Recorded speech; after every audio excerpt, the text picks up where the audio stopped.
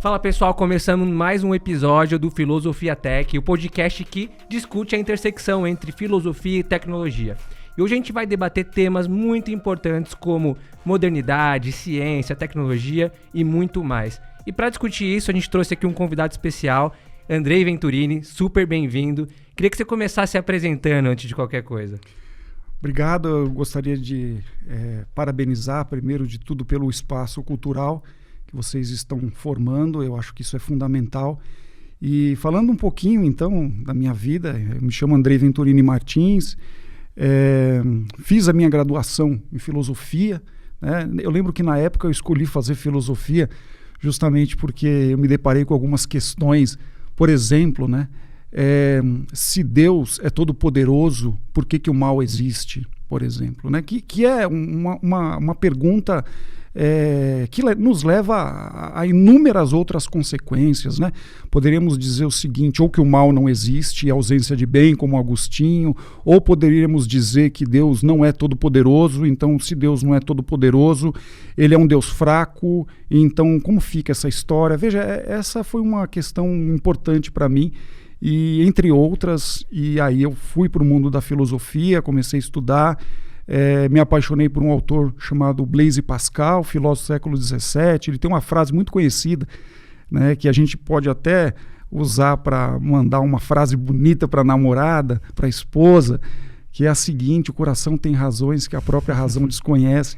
Veja que... Dá para tatuar essa frase. Dá para tatuar. O Pascal, claro, não tem esse sentido comum que a gente dá à frase sentimental, mas é uma frase belíssima. E veja, fiz o meu mestrado nesse autor, fiz o doutorado também nesse autor, tive a oportunidade de pegar uma bolsa da CAPES e fui para a França. Veja, eu fiquei lá 1 ano na França, numa faculdade chamada Université de Caen, na Normandia, e para mim foi algo muito interessante, porque lá, além de conviver com um especialista em Pascal, que é o professor Vincent Carreau, eu também pude assistir aulas sobre René Descartes.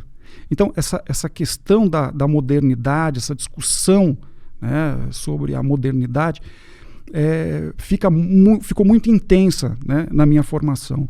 Bom, voltei da França, e prestei um concurso numa universidade na Paraíba, em Campina Grande. Eu fui aprovado nesse concurso, eu fui para lá, mas eu fiquei muito longe, acho que da minha família, e comecei a ficar um pouco chateado, e deixei o concurso, voltei para São Paulo, e aí prestei o concurso no Instituto Federal de São Paulo, fui aprovado, e hoje eu ministro aulas, né, no Instituto Federal de São Paulo. Mas, veja, eu tenho a formação de filosofia e ministro aulas num curso de matemática e química, né? Então, de alguma maneira, Tiago, eu tenho que me aproximar da tecnologia. Eu ministro aula de História da Ciência. Interessante. E veja, uma das coisas que eu venho estudando muito nos últimos anos, em função da filosofia analítica, é a lógica, né? A lógica, a gente conversava há pouco, que a lógica é alguma coisa que tem beleza, né? A gente às vezes fala da lógica com uma certa frieza, mas quando eu vejo, sei lá, um raciocínio tautológico, por exemplo, né, tem beleza. Assim como um matemático, quando ele consegue fazer uma demonstração, ele fica encantado. Então, eu acho que isso é interessante, e às vezes as pessoas acham que a tecnologia, ou mais precisamente a matemática, né? Porque, veja, a ciência hoje, pós-século XVII, é uma ciência técnico-analítica, é uma ciência que tem uma linguagem matemática, né? Justamente porque a matemática ela tem muita ordem, medida, proporção. Veja que isso aparece de forma muito evidente no século XVII, mas se a gente volta um pouquinho na história, na Academia do Platão estava escrito assim: aqui só entra geômetra. Ele está dizendo, olha, para que você possa filosofar, você precisa ter o rigor de um matemático. E número, para o Platão, significa regra, medida, proporção, né? Toda ideia ela tem uma relação com o número, porque toda ideia ocupa um lugar preciso naquele chamado região inteligível do Platão. Então, tudo isso para dizer o seguinte: às vezes, é onde eu queria chegar, o jovem, ele é muito bom em matemática na escola. E aí ele fala, não, se eu sou bom em matemática, eu vou para ciências duras. E não. Né? Se você encontra com um Platão no corredor da sua escola, talvez ele diria o seguinte, faça filosofia. É muito legal quebrar esse paradigma, né? Porque no meu caso é a mesma coisa. Eu sou formado em tecnologia e depois me especializei em filosofia. Olhando cruamente, parecem dois extremos. Mas quando a gente olha de forma profunda, a gente entende uma intersecção ou um fundamento muito forte de uma coisa na outra, né? A gente acha que tecnologia é uma coisa nova, mas você deu exemplos aí já de ciência já muito atualizada, de ciência que já utilizava fundamentos de tecnologia que a gente tem hoje. E esse tocou em assunto de alguns autores que foram precursores aí da modernidade, como Descartes, Pascal, enfim. Você não falou, mas dentro desse grupo a gente vai falando de Galileu, enfim. Eu queria que você fizesse um paralelo, né, sobre a teoria de conhecimento desses autores, né, e qual que foi o impacto da tese desses autores perante a tecnologia que a gente tem hoje. Tá, primeiro, eu sempre acho interessante fazer uma distinção antes do século XVI, XVII e depois do século XVI e XVII. Por quê? Porque a ciência até então, né, até esses autores como Francis Bacon, Galileu Galilei, René Descartes, Pascal, era uma ciência qualitativa. Então, a gente volta lá na filosofia aristotélica, quando Aristóteles busca explicar o movimento, ele usa de dois conceitos qualitativos, ato e potência. Né? Agora, veja, com autores como Francis Bacon, Galileu e René Descartes, isso muda. Eu vou dar um exemplo assim bem pontual, na verdade, dois exemplos. O primeiro é uma obra do Galileu chamada O Ensaiador, que ele diz o seguinte, que a linguagem da natureza é uma linguagem composta por pontos, números, triângulos, retas, ou seja, a linguagem da natureza é uma linguagem matemática, é uma linguagem geométrica. E o René Descartes, ele tem um termo que ele usa chamado mathesis universalis, né? O que seria isso? Né? Uma tradução bem rude, a gente poderia dizer que é uma matemática universal, mas na verdade o que o René Descartes quer dizer com isso é que é necessário, a partir de agora, século XVII, fazer com que a filosofia, as ciências ditas humanas, tenham o mesmo rigor da matemática.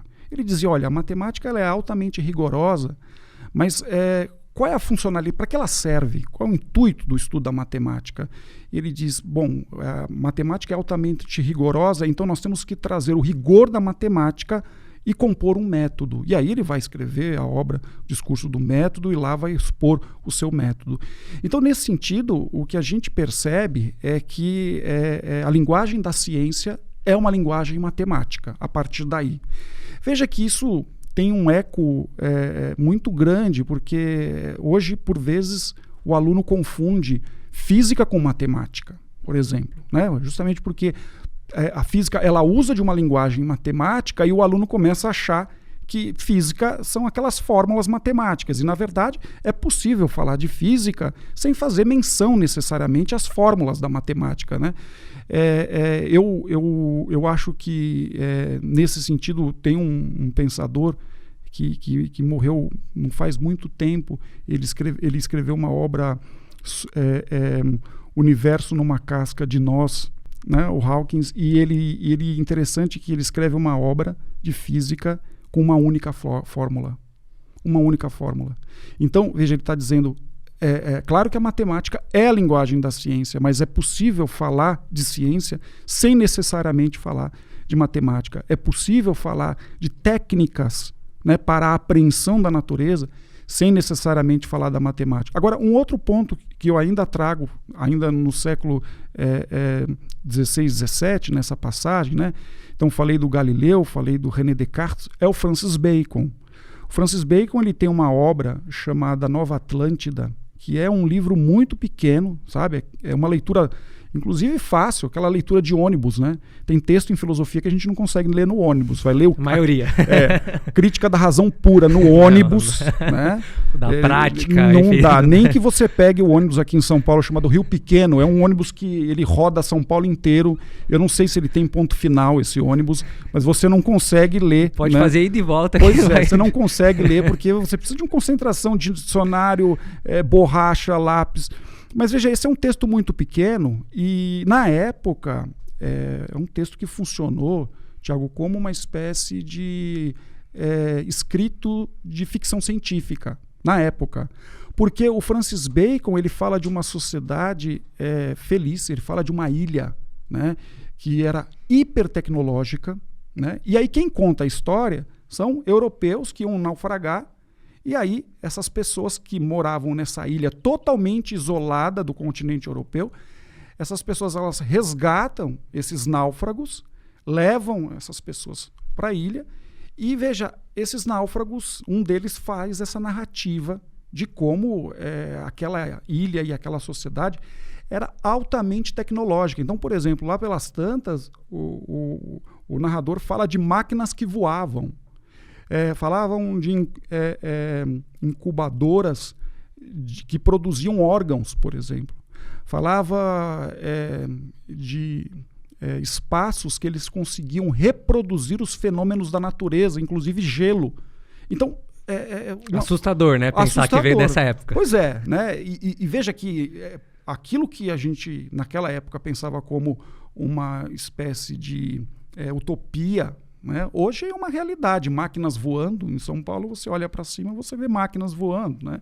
Então, eu acho esse texto interessante. Por quê? Porque tem uma ideia de fundo que está muito presente na modernidade, nesses autores, que é uma sociedade altamente tecnológica, uma sociedade moral, ou seja, aquelas pessoas elas tinham uma vida super idônea. Inclusive, o narrador diz assim, olha, é uma ilha que não tem um bordel. Imagina, no século XVII, um barco atracar num lugar que não tem bordel é um absurdo, né? Então, toda a sociedade que tem um porto tem um bordel. E ele fala, não tem nenhum bordel nessa sociedade. E uma outra coisa interessante, então, além de ser uma ilha cientificamente para além do seu tempo, além de ser uma sociedade moral, né, com pessoas com caráter, é uma sociedade feliz. Então, de alguma maneira, o Bacon está querendo mostrar que o progresso da ciência vai desaguar num projeto de felicidade. Veja, esse é o projeto moderno. Esse é o projeto moderno. Esse projeto, e aí quando a gente avança na discussão da história, o que a gente vai perceber é que ele se desmancha, no meu modo de pensar, em Auschwitz. Eu estou colocando Auschwitz aqui, Tiago, como uma espécie de modelo no qual a tecnologia foi capaz de produzir cadáveres. É nesse sentido. Tudo isso para dizer o seguinte, parece que o projeto moderno de que a ciência nos levaria à felicidade naufragou, no meu modo de pensar, porém, veja, não dá para condenar a ciência por esse motivo. Uhum. Parece que o progresso da ciência ele é acompanhado por uma espécie de claro-escuro, mesmo porque a gente pode pegar um avião e em 9 horas estamos em Lisboa, mas também a gente pode pegar um avião e começar a jogar bomba, né, na cabeça das pessoas. Mas aí você não entende que existia um certo idealismo nesses autores que projetavam essa ficção no sentido de usar a ciência como fim, não como meio? Sim, sim. O projeto moderno é justamente esse, né? Ver a ciência como um fim. E aí, claro, você tem uma certa utopia científica. Né? Agora, o que eu queria sublinhar é que se a gente volta para um pouquinho na história, né, bastante, no Sócrates, por exemplo, para usar o repertório socrático, Sócrates dizia o seguinte, que a riqueza não é um bem nem um mal. Né? Ele dizia a riqueza... a gente não pode dizer que é um bem, nem pode dizer que é um mal. Depende do uso que a gente faz dela. Uhum. Ele fala também do corpo. Né? O físico, ele diz, olha, a força física, que era um valor aristocrático, não é nem um bem ou mal, mas depende do uso que a gente faz da força física. Também a fama A mesma coisa, né? São valores exteriores que dependem do uso que a gente faz dele. Eu pensaria, com esse repertório socrático, o que você disse agora. Então, a ciência como um meio, né? Agora, para onde a ciência vai nos levar, eu acho que é um problema. Agora, fazendo uma provocação, e vou trazer a provocação para você, Tiago. Uma pergunta que eu sempre faço, e eu queria te escutar, de fato, né? Você que é da área da tecnologia, é se de fato você considera que o progresso científico significa necessariamente um progresso moral. Né? Porque essa ideia ela está no coração da modernidade. Né? Eu vejo com uma certa desconfiança, e aqui trago os motivos para você. Né? Mas eu queria escutar você um pouquinho. Será que o progresso científico implica necessariamente no progresso moral? Eu entendo que não, tá? Porque é o que a gente estava falando aqui agora, do meio, fim, toda essa discussão ela é muito complexa. E eu vejo que o ser humano, se você analisar e der passo para trás e olhar a natureza do ser humano, você já entende várias coisas dessa pergunta, né? Então vai ter gente que vai achar que a natureza do ser humano é desejante, por isso a tecnologia ou a ciência ela é um meio de poder. E aí, obviamente, isso vai ter vai corromper mais a moral do que ajudar a moral. Então, eu não entendo que existe uma intersecção tão forte, a não ser quando a gente fala de exercício do poder.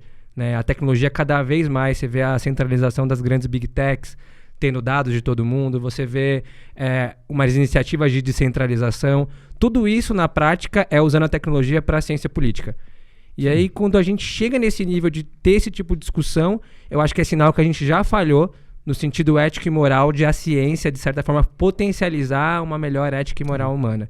Então, eu entendo que a gente está exatamente nesse caminho dessa discussão, e tudo que está acontecendo de tecnologia nova, eu acho que responde essa questão. Gostaria que fosse diferente, né? Mas eu acho que aí depende bastante da natureza, da intencionalidade, de uma série de discussões que são mais complexas até do que esse paralelo entre tecnologia e moral. Sabe, Tiago, você falando me fez lembrar de uma obra que foi publicada há pouco tempo, de um italiano chamado Giuliani da Empoli, chama Engenheiros do Caos.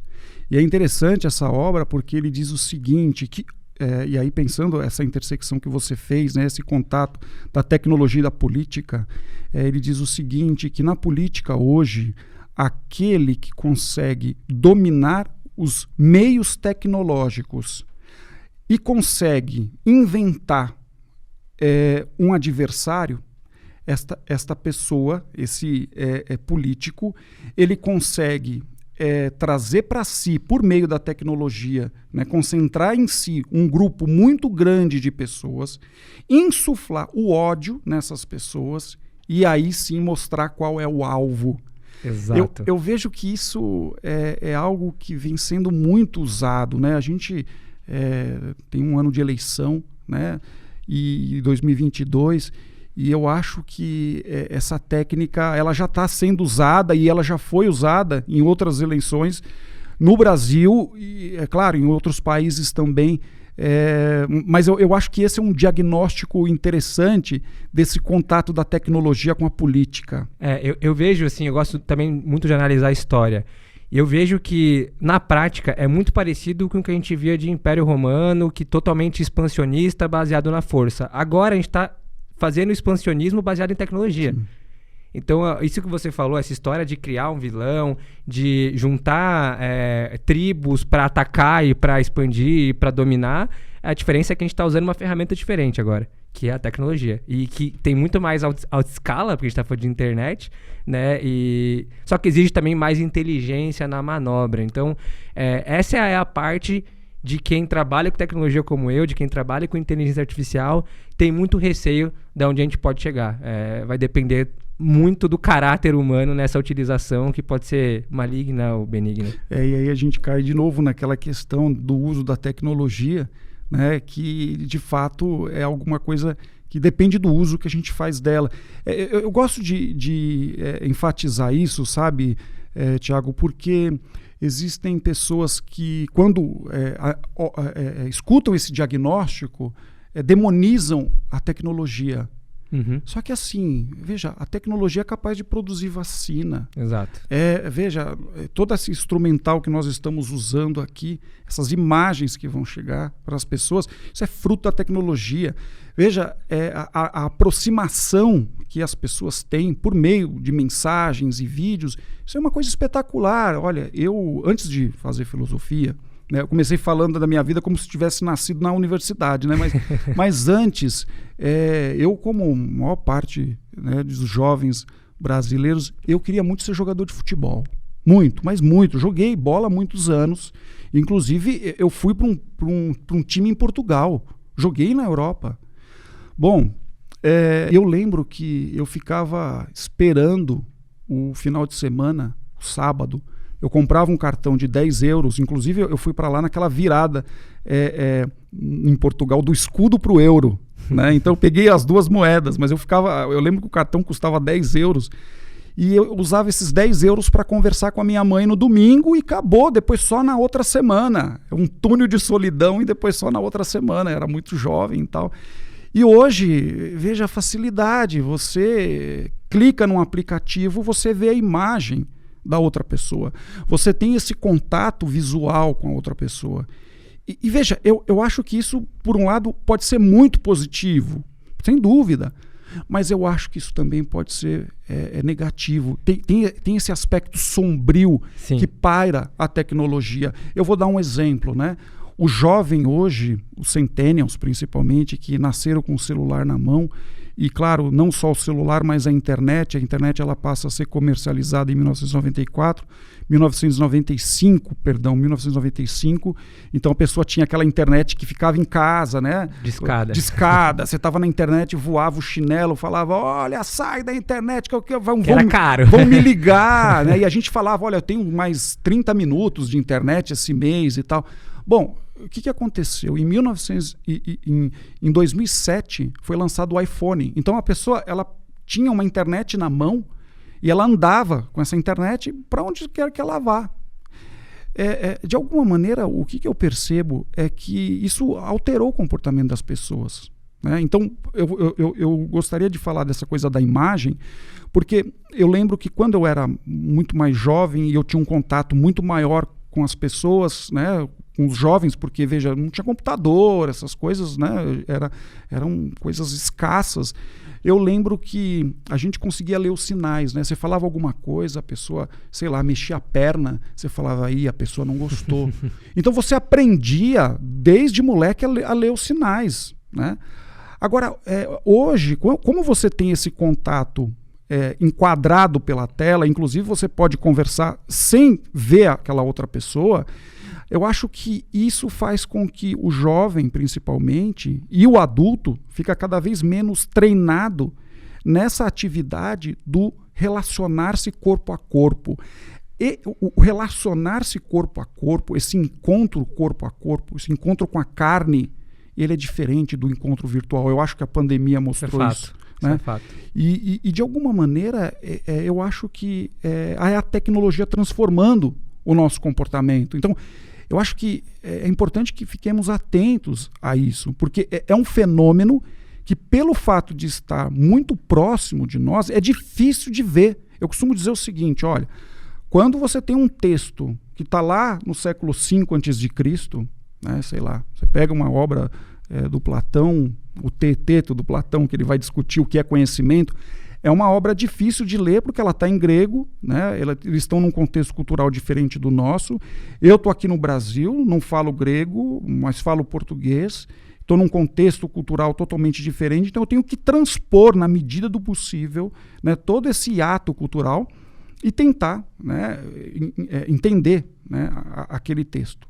Então veja que esse é um trabalho difícil de se fazer porque está muito longe.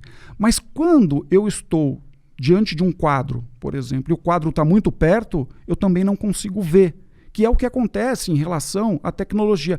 É um fenômeno muito próximo de nós e, por vezes, causa um certo mal-estar porque a gente não consegue dar conta desse fenômeno. Acho que esse exemplo que você comentou agora é um exemplo clássico de como somos reféns da tecnologia em determinados casos de uso, né? O fato da gente mudar o nosso comportamento.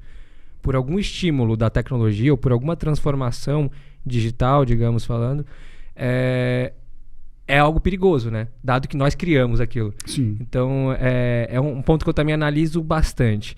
E aí, uma coisa que eu queria que a gente debatesse aqui também, aproveitando que a gente estava em precursores aí de métodos científicos, enfim, indutivo. Como é que você acha que isso, de certa forma, ajudou na construção da tecnologia no geral? Além de toda essa questão de ficção, de projeção, eu acho que teve um quebra de paradigma muito forte com esses autores, né? Enfim, de racionalismo, método dedutivo, ideias inatas. E eu queria que você conseguisse fazer um paralelo em relação ao que a gente tem hoje. O quanto que você acha que isso, de fato, ajudou na evolução da ciência e tecnologia?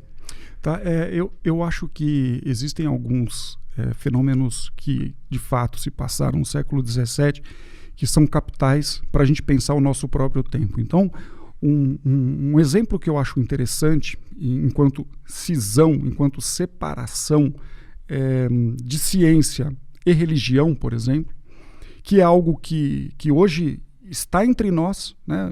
Não adianta um cientista dizer que, olha, esse fenômeno acontece assim porque isso é um dado revelado. Não adianta, né? Não cola. E nessa época específica, a religião tinha uma influência absurda na ciência. Eu vou dar um exemplo, né? Por exemplo, houve uma discussão muito intensa entre o Galileu e um padre chamado Clavius. Né? O nome dele, Clávio, em latim Clavius, bom, vou chamar de Clávio.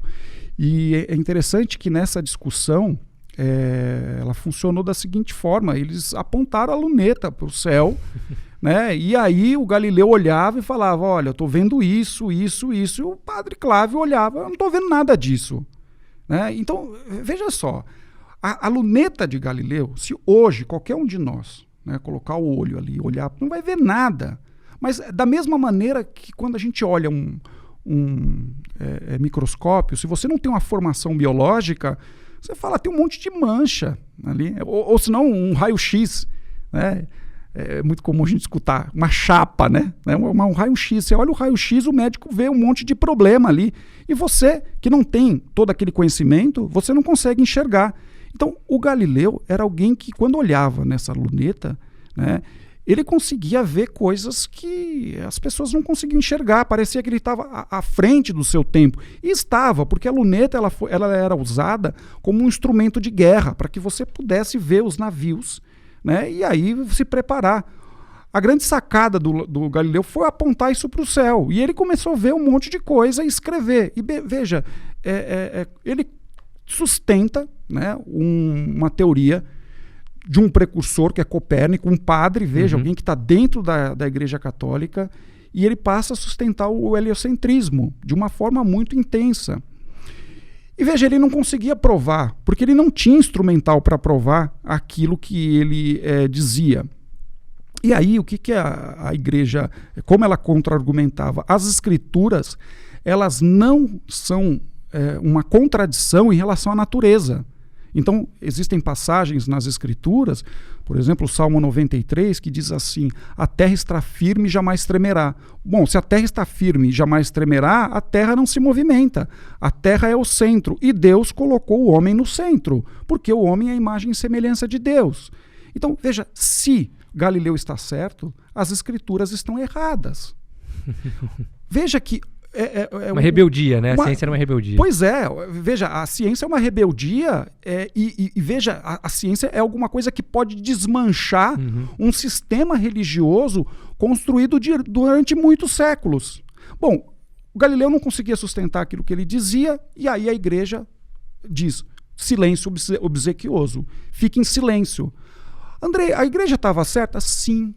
Ela estava correta, porque, veja, se eu elaboro uma teoria e eu não consigo sustentá-la, não adianta eu ir para os congressos e tentar sustentar essa teoria, porque eu não consigo provar. O que a Igreja Católica fez? Olha, você vai ficar numa prisão domiciliar, só que era tudo que um intelectual como o Galileu queria, uma prisão domiciliar protegida, né? Protegida. E veja, ele tinha contato com inúmeros intelectuais, ele continuou as suas pesquisas, nunca a Igreja proibiu de ele continuar as suas pesquisas. E, de alguma maneira, o que a gente percebe? Que o Galileu é alguém que está dizendo a escritura não deve ser um instrumento de análise da natureza. O instrumento de análise da natureza é a experiência empírica, né? Os métodos científicos, o método indutivo, né? No conhecimento, a análise dos fenômenos e a apreensão de uma regra, de uma lei natural, né? Que de alguma maneira descreve o funcionamento das coisas. E aí tem uma frase, né? Que é muito interessante do Galileu, que o Galileu abre mão daquilo que ele falou e ele diz assim, que a igreja cuide de como se vai para o céu. Olha só, questão moral. E que a ciência cuide de como é o céu. Ciência, da descrição da natureza. Então, quando o Galileu faz isso, Tiago, fala isso, na minha opinião, ele está de uma forma muito evidente, mostrando que ciência e religião são duas ordens diferentes, distintas. Veja... Então ele foi o protagonista dessa separação entre ciência e religião, na sua visão? Eu acho que pelo menos dos textos que eu pesquisei, é um autor que mostra isso de forma muito evidente. Agora, não só, se tivermos que pensar na documentação, tem uma obra do próprio René Descartes, Meditações Metafísicas, que ele vai falar, né, da existência de Deus, mas é uma discussão filosófica sobre a existência de Deus, né? E é interessante que, logo no prefácio, ele fala, este livro não é um livro de teologia, né? Eu deixo a teologia para os doutores da Universidade de Paris. Mas mesmo assim, na tese dele, ele falava muito de ideias inatas, né? Acho que esse que é o ponto, talvez, que cria um receio um ponto que eu reflito muito sobre inteligência artificial e olhando as teses de Descartes é exatamente a ideia inata. Me parece que, para quem não conhece o termo, é basicamente como se a gente nascesse com um sistema operacional com algumas respostas prontas. E a inteligência artificial me parece que é um projeto da gente brincando de ser Deus, colocando ideias inatas em máquinas. Você acha que existe alguma correlação entre isso ou é só uma viagem na minha cabeça? Não, eu acho que essa é uma ideia, essa é uma conexão possível de se fazer, né? Justamente porque o que seria uma programação, se não você fixar uma certa valoração, ou numa linguagem mais da engenharia, um operacional, e aquela máquina ela passa a funcionar, né, por meio desse operacional.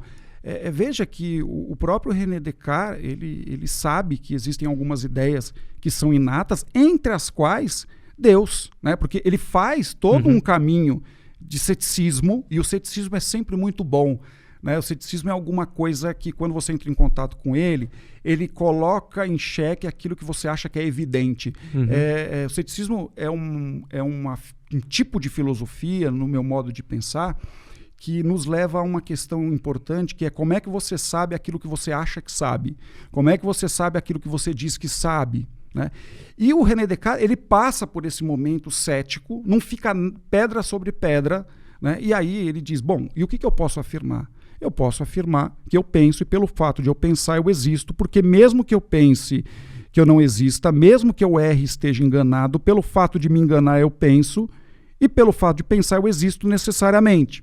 Bom, mas ele diz, bom, é a única coisa que eu posso afirmar, né? A única coisa que eu posso afirmar é que eu existo como um ser pensante. Eu não posso nem afirmar que essa mesa que está diante de mim, esse copo, você que está diante de mim, que isso existe. Ele fala, não, existem algumas outras ideias.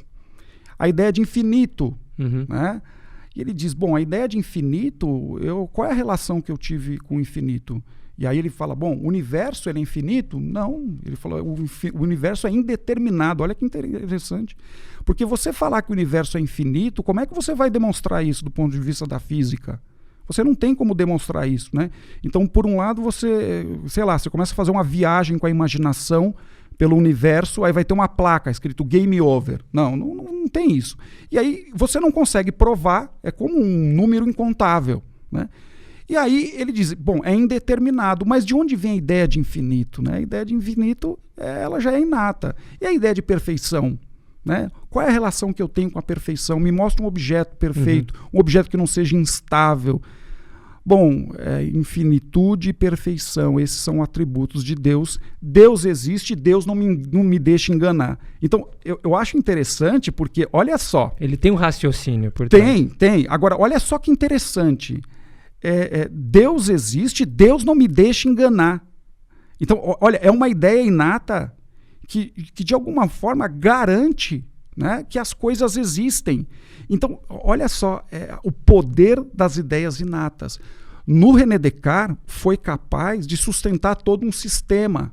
E quando nós falamos isso, pensando a tecnologia hoje, dependendo do operacional que você consegue colocar numa máquina, você consegue muita coisa. Você consegue dados das pessoas, você consegue, por meio dos dados das pessoas, por vezes, fazer algum tipo de chantagem, porque isso é possível de se pensar. Tem uma série que eu gosto bastante, que chama Black Mirror. Né? Clássico. E eu acho que essa série ela é muito interessante porque mostra o que de fato é possível do ponto de vista nefasto de se fazer com a tecnologia. Se você me permite, Tiago, e aí, já que a gente falou dessa série, eu me lembrei agora de um episódio chamado Arcângel. E nesse episódio é uma mãe que tem uma filha única. Essa mãe está desesperada para que a filha se sinta protegida, não sofra. Veja, é uma preocupação de toda mãe, todo pai. Eu tenho um filho com 2 anos de idade, não quero ver meu filho sofrer, claro que não. É claro que o sofrimento é inevitável, mas a gente não quer ver o filho sofrer. E é interessante que essa mãe ela vai atrás de uma empresa de segurança. E é muito interessante porque ela recebe um iPad, instala um chip na menina e tudo aquilo que causa medo, a mãe vai lá e edita. Então, a menina, ela passava em frente de uma casa que tinha um cachorro que ficava latindo, ela tomava um susto, morria de medo. O que a mãe fez? Turvou a visão da menina. Quando ela viu o cachorro, ela passava tranquilamente por aí. Sangue, a mãe foi lá e turvou. Então, a menina, com, 16, 17 anos, ela começou a se cortar. Então, só para mostrar que ela estava totalmente perdida diante do sofrimento. Então, veja, às vezes, essa proteção exagerada dos pais, justamente por meio da tecnologia, porque é o celular, né? Vai para o shopping, me liga, vai para o shopping, me manda mensagem a cada 20 minutos. Isso, eu entendo essa preocupação, mas, por um lado, faz com que o jovem ele não tenha essa iniciativa de enfrentar aquilo que por vezes é desconhecido, né? De passar pelo sofrimento, porque o sofrimento ele educa, né? No meu modo de pensar. Tem um autor que eu gosto bastante, que é o Albert Camus. Ele tem uma obra chamada O Mito de Sísifo, que ele diz assim: começar a pensar é começar a ser atormentado. Muito então, interessante. Eu acho que, olha, ele está dizendo que o pensamento ele sofre um impulso, né? Quando a gente começa a sofrer e refletir sobre o sofrimento. Então, veja, de alguma maneira o sofrimento é alguma coisa que faz parte da nossa condição, é alguma coisa que nos ajuda a crescer e pode nos matar também. Mas veja, é o humano que é capaz de pensar sobre o sofrimento. O animal, ele só padece, mas ele não reflete sobre aquilo que ele padece. O ser humano é aquele projeto assim da natureza que de alguma maneira se deparou com o sofrimento e é capaz de pensar sobre ele, de refletir sobre ele, porque o homem não só sofre, mas ele sabe que sofre. Então, talvez aí esteja a miséria e a grandeza, né, do humano. É curioso que, segundo esse autor, se a gente fizer um raciocínio por trás dessa fala, a tecnologia, ela não nos faz evoluir, porque de certa forma a gente está terceirizando grande parte da nossa capacidade cognitiva, a nossa parte de pensamento, a gente não está tendo sofrimento, logo não estamos tendo evolução. Você concorda com isso ou é algo desse autor? Não, eu acho que eu só fico um pouco, vamos dizer assim, do ponto de vista filosófico, incomodado com a palavra evolução, porque evolução pode significar algum tipo de melhoria, né? Mas assim, se você estiver pensando evolução como adaptação, a nossa capacidade de adaptação, eu acho que sim, a tecnologia, por vezes, ela deseduca, porque a pessoa ela não tem o contato com o sofrimento, e o contato com o sofrimento ele pode ser pedagógico. Né? Tem uma passagem bíblica que eu gosto bastante, que fala dessa pedagogia do sofrimento, que Paulo, ele diz o seguinte, que ele já tinha atingido um certo patamar de vida cristã, e a única coisa que ele ainda vivia de forma temerosa era uma espécie de espinho na carne. E aí tem uma discussão enorme sobre o que é esse espinho na carne, né? Alguns falam que é uma doença crônica, outros falam que é um desejo sexual e assim vai.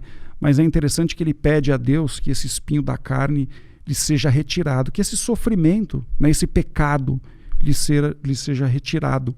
E aí o próprio Deus vira para ele e fala: minha graça te basta, no sentido de deixa o sofrimento aí, deixa o pecado aí, porque enquanto você sabe que ainda peca, você não se mostra orgulhoso, né? E o pior pecado que tem é esse orgulho diante de Deus, de você levantar as credenciais morais e dizer assim: eu mereço a salvação, mereço ser santo. Então é nesse sentido que, olha só, a religião ela mostra muito bem que o sofrimento ele pode ser pedagógico. Veja, eu não estou falando do sofrimento pelo sofrimento. Tem pessoas que passam pelo sofrimento como e não conseguem tirar disso nenhuma lição, nenhuma reflexão. Eu penso que o sofrimento, quando ele é acompanhado de alguma reflexão, isso traz mudança, né? Traz mudança para a vida das pessoas, né? Então, acho que, sem dúvida nenhuma, a tecnologia, nesse aspecto, ela não colaboraria para a nossa adaptação. Eu vou dar só um exemplo, e também queria escutar um pouco de você, né, a partir do que eu falei, mas, por exemplo, você pega um jovem que está todo mundo com o celular na mesa, né? As pessoas, o jovem hoje é assim, né? Quando ele combina de encontrar com os amigos, né? E quando encontra com os amigos, fica todo mundo no celular conversando com aqueles que não vieram, né? E é interessante que quando surge uma dúvida, todo mundo coloca no Google. E o Google tem muita coisa lá, né? Sei lá, você esqueceu o nome de alguém, você coloca no Google, aquilo de alguma maneira aparece. E veja, isso é um substituto daquele esforço que outrora fazíamos para lembrar. Eu lembro, quando eu era moleque, esqueci o nome de um jogador, alguma coisa que, conversando com os amigos, a gente ficava às vezes dias, né? Porque não adianta você ir procurar lá na enciclopédia da Barça, não vai ter esse nome. Melhor pensar mesmo. E aí lá pelas tantas ficava, pô, lembrei, entendeu? Então veja, essa ideia de que a tecnologia, ela parece que ela atrofia a memória, né? Então eu acho que esse é um aspecto importante para pensar, né, naquilo que diz respeito a será que a tecnologia ela pode nos trazer malefícios nesse aspecto adaptativo? Acho que sim. E você vê, olhando que assim, você fala bastante sobre o tema religião, como que você acha que a religião encara a tecnologia? Como um inimigo, como um amigo, como uma ameaça? Como é que você enxerga isso? Então, eu acho que assim, primeiro, claro que quando você fala religião, você está usando o termo de forma bem ampla, né? Então, eu diria que as religiões elas têm especificidades, né? Então, pensando que o cristianismo, de alguma forma, moldou, né, o rosto, né, do Ocidente, e que a tecnologia, de alguma forma, hoje é uma manifestação do Ocidente, né? E mesmo quando aparece em outros lugares, ganha corpo, né, no Ocidente. Então eu diria que há uma relação importante se pensar entre o cristianismo e a tecnologia, né? Acho que, pensando, por exemplo, a Igreja Católica, que é uma instituição que tem mais de 2.000 anos, então eu sempre digo, curso de administração deveriam começar estudando Igreja Católica, porque eu não conheço nenhuma instituição que tem mais de 2.000 anos. Né? Então eles sabem administrar bem aquilo, entendeu? É a maior empresa mais sólida do mundo. Eles sabem. E assim, o tempo para a igreja é diferente do tempo para nós e para a tecnologia. A tecnologia é alguma coisa que muda de forma muito rápida. E uma instituição milenar como essa é alguma coisa que demora muito, demora bastante para que você tenha uma pequena alteração. A gente não pode esquecer que a igreja ela é resultado de toda aquela burocracia jurídica do Império Romano. A igreja ela herda uma resposta disso. Né? Ela herda toda essa burocracia. E aí eu lembro que, acho que uns 15 anos atrás, mais ou menos, eu ministrava aulas num seminário, né? Formação de padres. Eu dava aula de filosofia lá. Inclusive dava aula de metafísica e teoria do conhecimento. E eu lembro que surgiu uma questão, porque no seminário tem missa, e alguns jovens compareceram à missa com o iPad, justamente para acompanhar a missa pelo iPad. E aí a discussão era se era canônico, se estava de acordo com as regras da igreja, acompanhar a missa por um instrumento tecnológico, né? Então, veja, qual é o resultado dessa discussão? O resultado dessa discussão é que você entra na igreja hoje, você tem inúmeros fiéis assistindo a missa com o celular. Às vezes o folheto, você adquire o folheto tirando uma foto de um código, e o folheto aparece no seu celular, né? Então, veja, independente daquilo que a estrutura que está organizando as coisas lá em cima diz, de alguma maneira existe uma quantidade enorme de fiéis que acabam sendo influenciadas por isso, e aí, claro, a igreja tem que ceder. Agora, uma outra coisa interessante que hoje tem nas igrejas, né? Eu não esperava que isso viria com tamanha rapidez. Há pouco tempo eu fui a uma igreja porque havia o batizado do meu sobrinho, fui padrinho e tal. E aí eu sentei num banco e tinha um código lá para Pix. Então, veja, antigamente você ia lá e colocava o dinheirinho lá. Eu venho de uma família católica, né? Eu lembro que a hora da coleta, meu pai dava lá um troco, era a alegria de sair do banco, dar uma voltinha na igreja tal, e colocar o dinheiro lá. Hoje não, você tem um Pix, você faz um Pix nesse horário.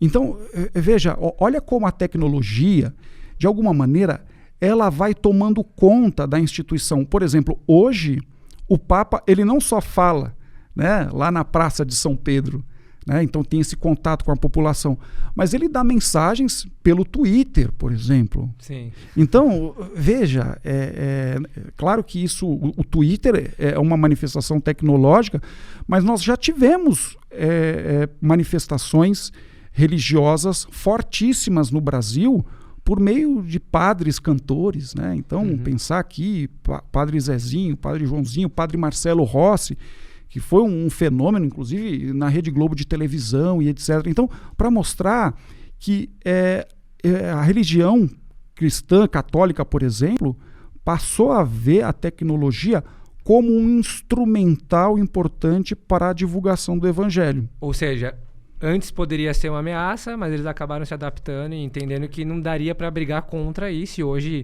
o modelo da igreja está adaptado a esses canais tecnológicos. É isso que você imagina? Eu diria que a religião, o catolicismo, ele tem uma relação de amor e ódio com a modernidade. Então, ao mesmo tempo que fica um pouco desconfiada, olha por cima, por outro lado, capta e incorpora aquilo que considera que é mais importante. Então, é por isso que a gente tem sempre esse olhar para a igreja como alguma coisa que demora.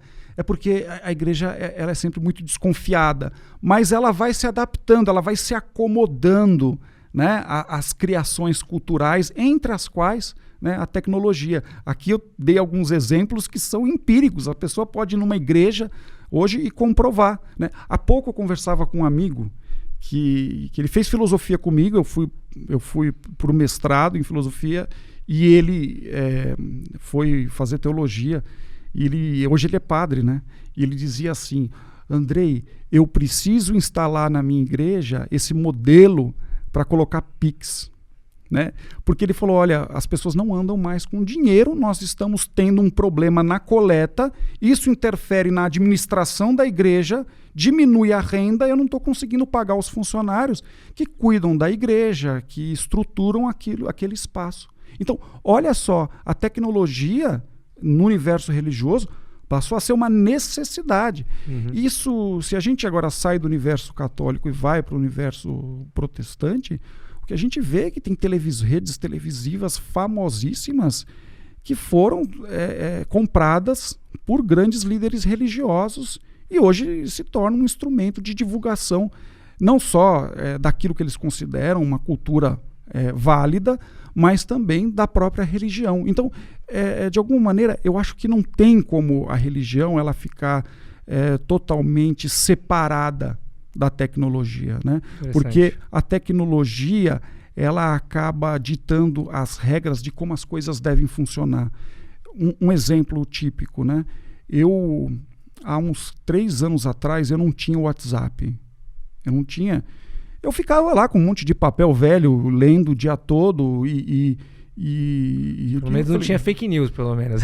Pois pois é. Não era afetado. Pois é. E veja que eu comecei a perceber que algumas oportunidades eram perdidas, no sentido, Andrei, a gente está com dificuldade de falar com você. Aí quando eu vi a ligação, porque eu deixava meu celular desligado, quando eu vi a ligação já tinha passado lá 2 dias e não sei o quê. Quando eu coloquei o WhatsApp, né, as pessoas, Andrei, olha, você poderia vir aqui para falar. Começaram a aparecer muitos trabalhos, eu percebi que eu não poderia ficar sem esse instrumental.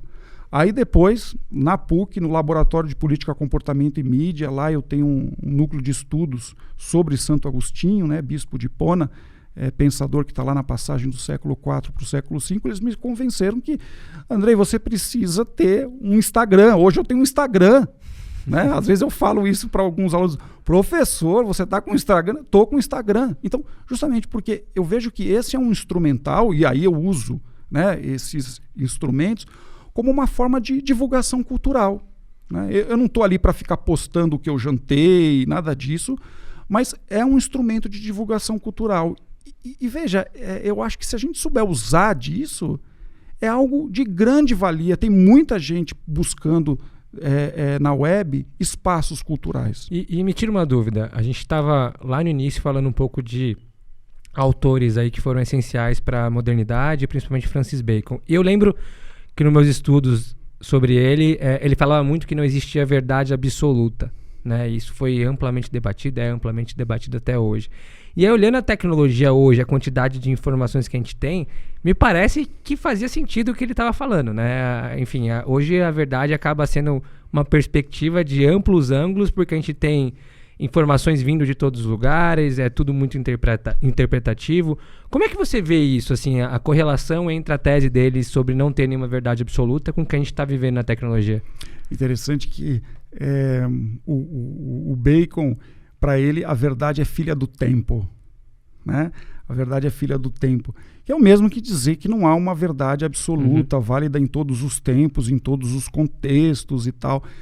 Bom, eu acho que uma das coisas que a modernidade soube fazer, e aí, claro, no seu desenrolar, foi ampliar cada vez mais o relativismo. Essa ideia de que não existe verdade, tudo é relativo, né? O que é a justiça em si? Por exemplo, num curso de Direito, eles discutem isso lá no primeiro ano do curso de Direito, introdução ao estudo do direito ou filosofia do direito. Depois, segundo ano, terceiro ano, os caras não vão ficar discutindo o que é a justiça. Você tem lá a legislação, você tem as diretrizes de como algo deve ser julgado e etc. E ele tem um instrumento de funcionalidade do direito. Então, sei lá, chega um problema para o juiz, eu vou discutir o que é a justiça, né? Não vão fazer isso. Então, parece que essa ideia de um conhecimento absoluto, válido em todos os tempos, em todos os contextos, foi alguma coisa que tornou-se uma espécie de museu, né, da história. E isso tem um eco no cotidiano das pessoas. Eu gosto de usar um exemplo para mostrar esse relativismo gritante quando a gente começa a pensar o conceito de cultura, né? O conceito de cultura é um saco de gato. Eu acho que assim, as pessoas, quando elas... Se você está com dúvida em qual palavra usar para significar algo que você não sabe muito bem o que é, você pode usar 2 palavras, ética ou cultura. Um saco de gato, essas 2 palavras. Você vai para um congresso de filosofia, você pergunta o que é ética, isso dá um pau danado, né? Agora, veja só, falando do termo de cultura, e aí para mostrar esse relativismo cultural, que é o que a gente vive hoje, eu lembro que em 2001, no Afeganistão, havia uma estátua, uma ou duas, uma coisa assim, do Buda. E os talibãs que tomavam conta daquela região do Afeganistão, e eles implodiram 2 daquelas estátuas. Foram 2 estátuas mesmo. E aí, veja, uma comoção mundial, né? O Ocidente inteiro olhando para aquelas estátuas e os jornais todos dizendo, olha, eles estão destruindo cultura. Qualquer jornal que você abria, essa frase ela aparecia. Destruição da cultura, destruição de um patrimônio da humanidade. Aquelas imagens eram patrimônios da humanidade. Bom, interessante que eu vi depois uma entrevista de um americano que foi para lá, e os talibãs eles tinham uma espécie de ministro da cultura talibã. E ele foi conversar, né, com esse representante, e ele perguntou, né, olha, como é que fica? Vocês estão destruindo cultura. E esse líder religioso ele falou, não, nós estamos destruindo ídolos. Então, olha só, um mesmo objeto, por um lado, você tem a visão do Ocidente como alguma coisa que é produção humana no tempo. Uhum. E se é produção humana no tempo, é cultura. E se é cultura, deve ser preservado. Olha só, um talibã olhando para aquilo enquanto produção pagã no tempo. Se é uma produção pagã no tempo, deve ser destruído, porque é demoníaco, porque é diabólico. Então, de 2 verdades completamente diferentes e extremas. Pois é. Né? Então, eu acho que esse acontecimento, Tiago, ele é muito paradigmático, ele é um modelo, né, do que a gente vive. Agora, por um lado, e aí eu acho isso um problema, é dizer que a verdade, por exemplo, a verdade não existe. Né? Tem gente que diz isso com boca cheia. Porque a gente tem um problema lógico, né? Porque se a pessoa diz assim, a verdade não existe, você vira para ela e fala, o que você falou, é verdade ou não? Muito bom. Claro, tudo que ela responder, ela vai ter problema. Né? Então, eu acho que a filosofia, e é assim que eu a vejo, como uma atividade cognitiva em busca da verdade. Veja, ter a verdade como um horizonte possível, eu acho razoável. Eu acho que quando a gente está numa mesa e todo mundo abre mão da verdade, eu acho que a discussão ela fica totalmente sem graça, porque aí vale tudo. Né? Então, a discussão, quando a verdade está na mesa, do ponto de vista filosófico, acho que ela fica mais rica, porque isso fala do esforço de cada um de conseguir elaborar um raciocínio inatacável. Isso do ponto de vista da filosofia.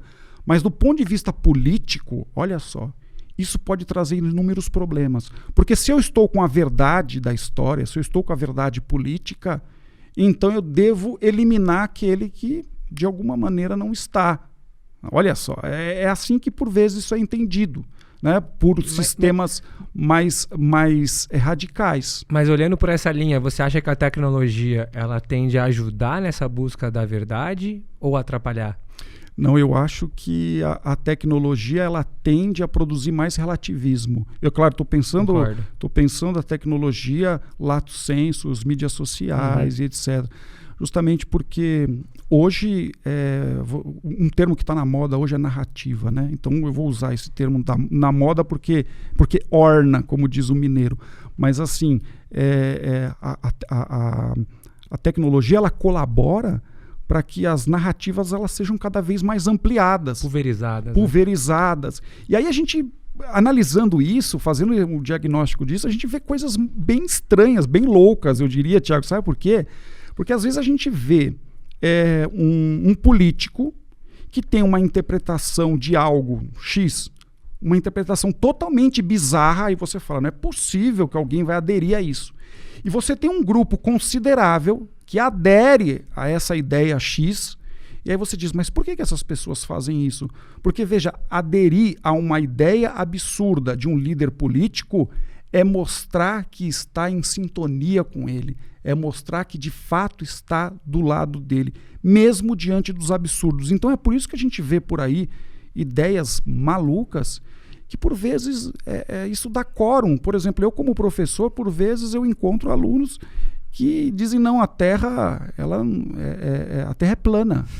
Então veja, em pleno século XXI, tem tanta coisa para a gente discutir, tantos problemas, tantos temas, e aí... Ele viu um vídeo no YouTube, né? Ele viu um vídeo no YouTube sobre a Terra plana, e aí a gente teria que entrar nessa discussão sobre Terra plana. Então eu acho que é nesse sentido que a tecnologia ela colabora, usando o teu termo, para uma pulverização tão grande e tão ampla, que por vezes beira a infantilidade. Mas olha que complicado e olha o tamanho da problemática que a gente está vivendo olhando nesse prisma, que eu concordo 100% com o que você falou. A gente está pulverizando verdades e ao mesmo tempo a gente está diminuindo o nosso senso crítico, né? Porque a gente de certa forma está terceirizando grande parte da cognição. Aonde será que isso vai parar, hein? Pois é, você sabe que eu estudei um tempo, né, um autor chamado Joaquim Nabuco. Inclusive, ano passado eu publiquei uma obra chamada Joaquim Nabuco, um abolicionista liberal do Brasil. O Joaquim Nabuco foi um grande abolicionista, o primeiro embaixador brasileiro. Ele fez o discurso de abertura da Academia Brasileira de Letras, né? E é interessante que ele falava o seguinte, que o cérebro, em algum momento, ele deve ter vida própria. Eu acho essa passagem muito interessante, porque ele está dizendo o seguinte, que a gente tem que pensar de forma autônoma, e não de reproduzir aquilo que foi pensado.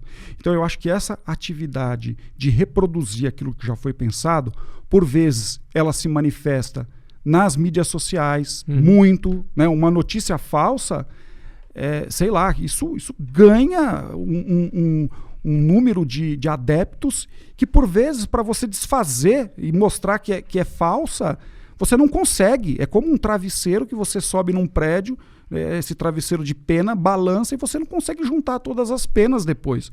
Porque mesmo que as autoridades naquele assunto digam isso aqui é um absurdo, existem pessoas que vão ler isso como uma espécie de conspiração, né? Não é bem assim. Então nós somos críticos porque nós aderimos a essa ideia, né? Então, veja só, todo mundo se vê como crítico, mesmo aquele que adere a uma ideia pronta. Então, isso é alguma coisa que se mostra de forma muito evidente no cotidiano das mídias sociais.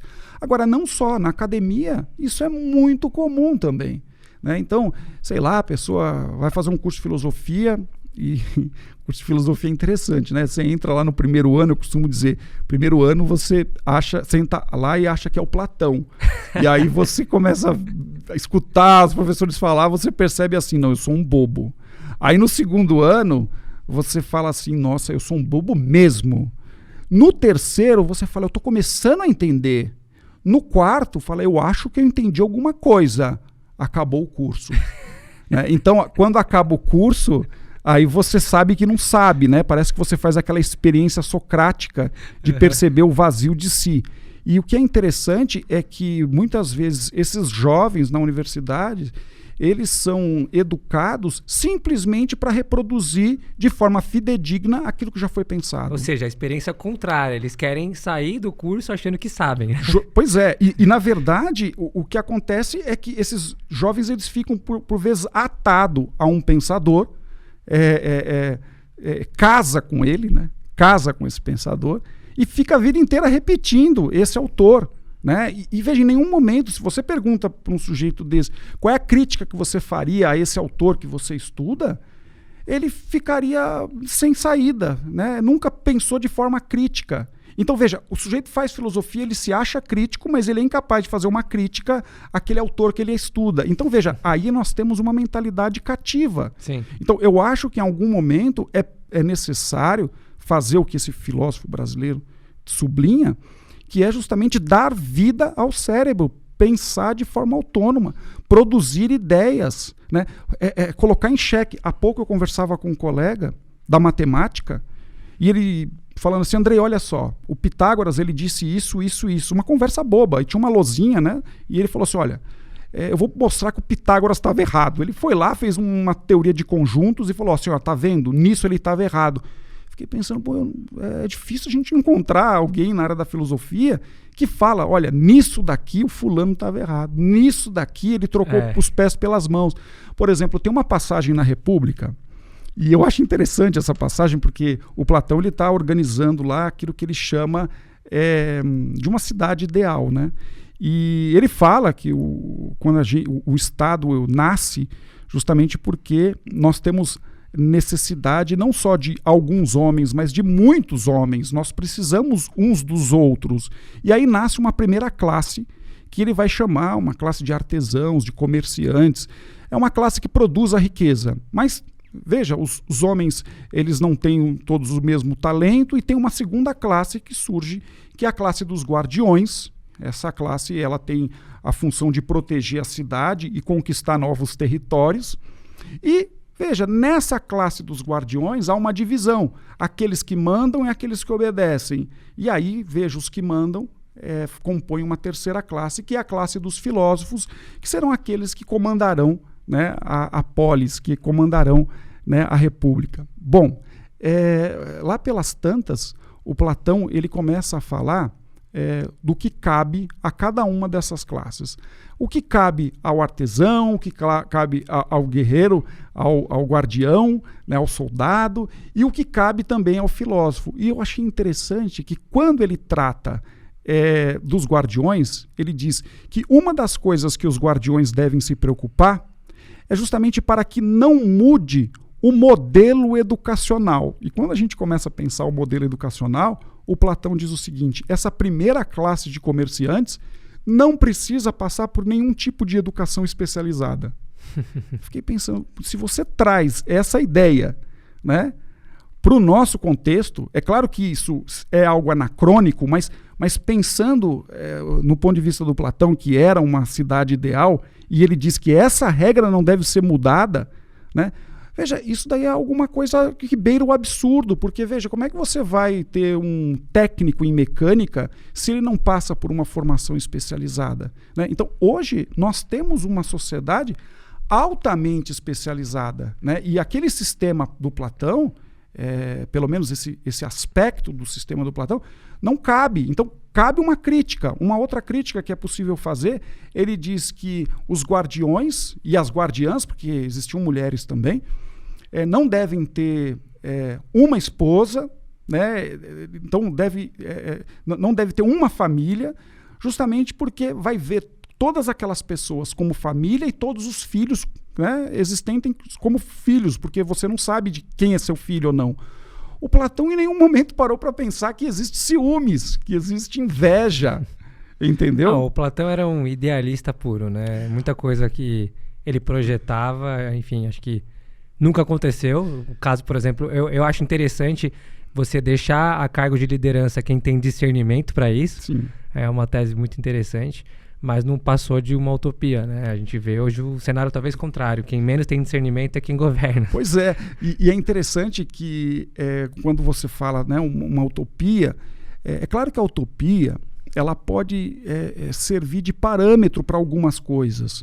Eu vou dar um exemplo que parece bizarro, mas eu vou comparar isso com o Platão. Uma pessoa que trabalha com moda e vai naqueles eventos com moda, aí quando começa o evento, vem, sei lá, uma mulher vestida com uma roupa que você fala, pô, mas não é possível que alguém vai sair vestido assim, né? Parece um astronauta. Aí vem um cara com uma outra roupa, você fala, né? Não colocaria isso nunca. E aí a gente fica pensando, bom, mas será que as pessoas estão querendo vender esse tipo de roupa? Na verdade, não. Quem está olhando aquilo fala, bom, essa roupa inteira não é bacana para você pegar e vender, porque não vai vender.